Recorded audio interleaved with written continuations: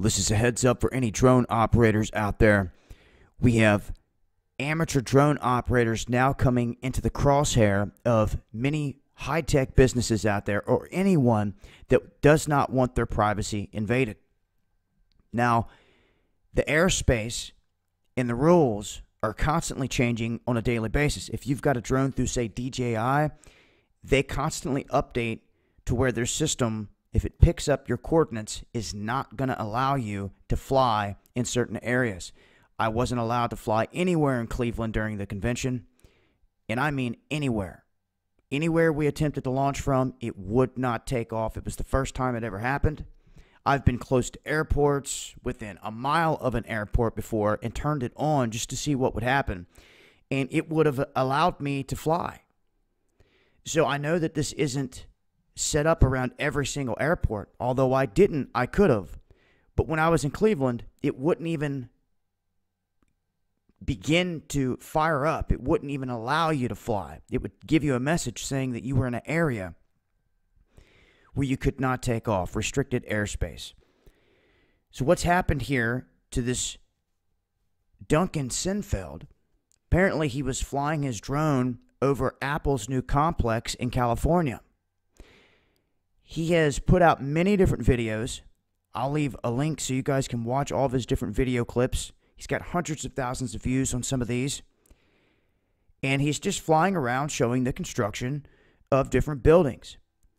Well, apparently here recently, his drone took off away from where he was flying toward the closest body of water at full speed and dove into it.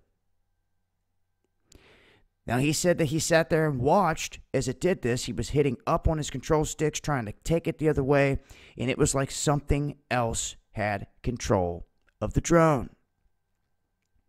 Now, what they're talking about here is geofencing, and they believe that Apple and other companies have installed this type of geofencing around their companies, their facilities, putting up this perimeter to where if it's picked up,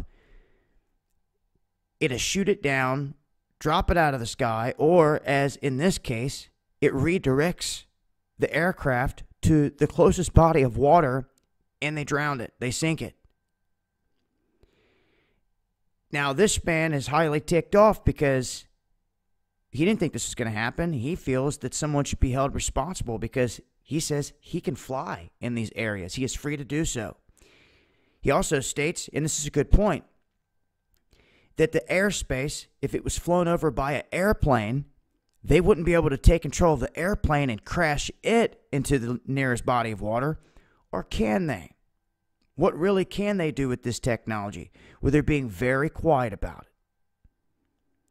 it. And, Apple being one of the biggest tech companies out there, I'm sure they have whipped something up from the inside. And they're using this, not letting any information get out whatsoever. Now, Duncan had went to DJI and said, look, let's review your flight data and let's see what happened. And they said that they could not find anything that showed what took place in this, besides the fact that it took off toward that body of water and did a nosedive. But I just want folks to be aware out there, as more and more people are flying these drones, and they're holding people responsible if you damage property, if you crash it, this and that, injure someone. But in an instance like this, where someone else takes control of the drone, how can you be held responsible? And with no one saying a word about anything, how are you going to prove that they did it? So this raises a lot of questions, because this is not just putting up a wall around their facility to where the drone could hit it and bump off of it and stop, in the air. Someone took control of the damn thing and dove it into a body of water. That's dangerous. That someone else having complete control of an aircraft and being able to do whatever they want with it and going kamikaze with it, with no regard to anything. If there could have been anyone out in that body of water, on a boat, anything, I'm sure they didn't think about that. And they won't until something like that happens. And then they're forced to have to show how they're taking control of this.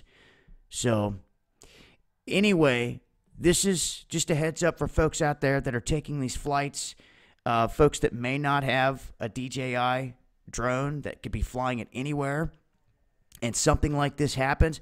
If you run into anything like this across the globe, let me know. Email me at dabu7@yahoo.com. We want to know what's going on here. And yeah, companies have a right to be able to protect their privacy and to do this and that.